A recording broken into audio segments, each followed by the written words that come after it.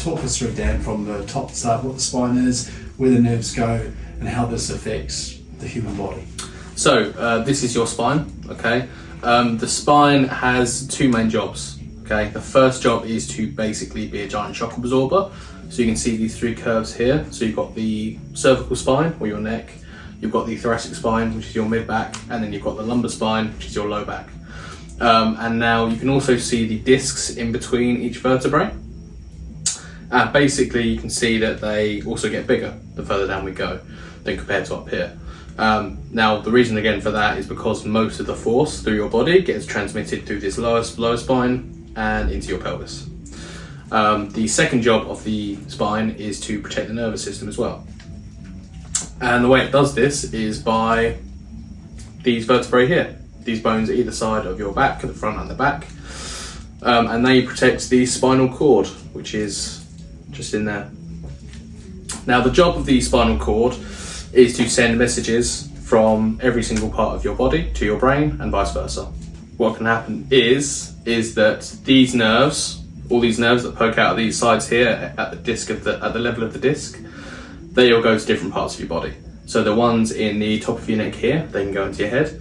The ones in your neck, they can go into your arms.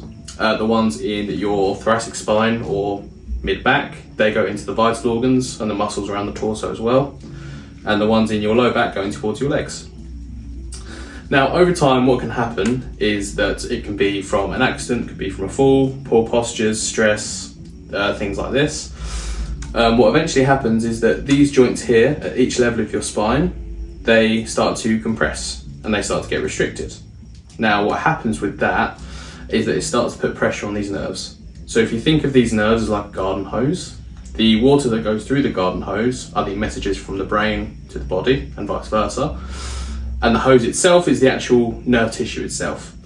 Now, when you have a nerve that's got pressure on it, think of it again like a garden hose. Even if you just put slight pressure on that water pipe, less water is going to go through, okay? So not as many messages are going to be able to go through.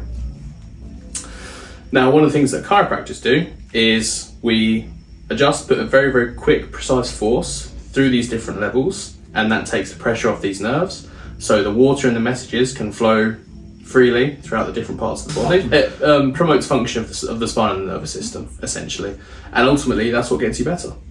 And that's very, very basically, that's the philosophy of chiropractic. Brilliant. So it's not always about pain. Some people might come in because they want to function better. Maybe they've got poor posture, they're leaning forward. They don't necessarily have pain, no, but they've got this poor posture. How would that affect the nervous system, and why is it important to see a chiropractor? Okay, so say for instance, one of the classic ones, especially in the modern era, has been tech neck, so I like to call it. So what that is a loss of the curvature in your cervical spine or your neck. So instead of it curving out like that, it would actually curve forward like this. As we look down. Exactly, as we look down like that.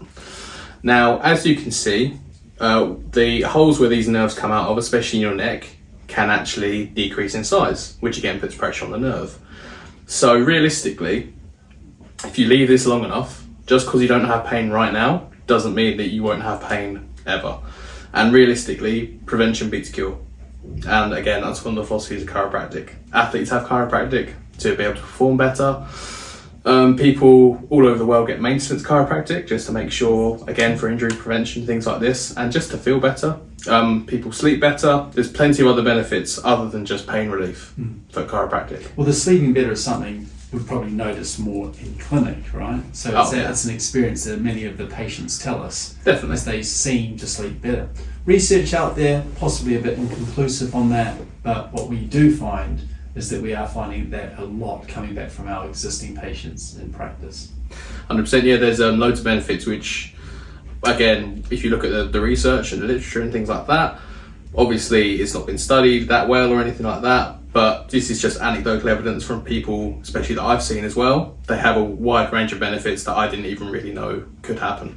So again, we can't guarantee it, but at the same time, not going to say it won't happen because, again, we don't know. Because we're focusing on the nerve system. Exactly. And chiropractic doesn't focus on just a condition, a pain, something like that.